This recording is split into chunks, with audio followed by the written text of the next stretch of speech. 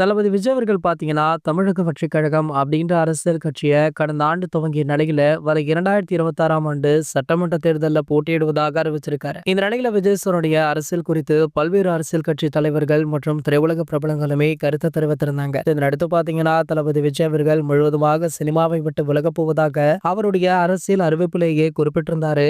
தற்போது பார்த்தீங்கன்னா, அரசியல், சினிமா ஆகிய 2த்திலுமே ஜொலிச்சிட்டு இருக்காரு. அவருடைய கடைசி படம் அப்படின்னு சொல்லப்பட்ட தளபதி 69வது படப்பிடிப்பிலுமே அவர் கவனத்தை செலுத்திட்டு இருக்காரு. இந்த நிலையில பாத்தீங்கன்னா, தற்போது இந்த படத்துடைய ஃபர்ஸ்ட் லுக்குடன் கூடிய போஸ்டர் வர 26ஆம் தேதி, அதாவது நாளை வெளியாக உள்ளதாக முன்பே பட தயாரிப்பு நிறுவனம் அதிகாரப்பூர்வமாக அறிவித்திருந்தாங்க. அதன்படி பாத்தீங்கன்னா, தற்போது ஒரு போஸ்டர் வெளியிட்டு நாளை 11 மணிக்கு காலை இந்த ஃபர்ஸ்ட் லுக் போஸ்டர் வெளியாகும் அப்படின்றத அறிவிச்சிருக்காங்க. இதனால தளபதி ரசிகர்கள் ரொம்ப உற்சாகத்துல இருக்காங்க.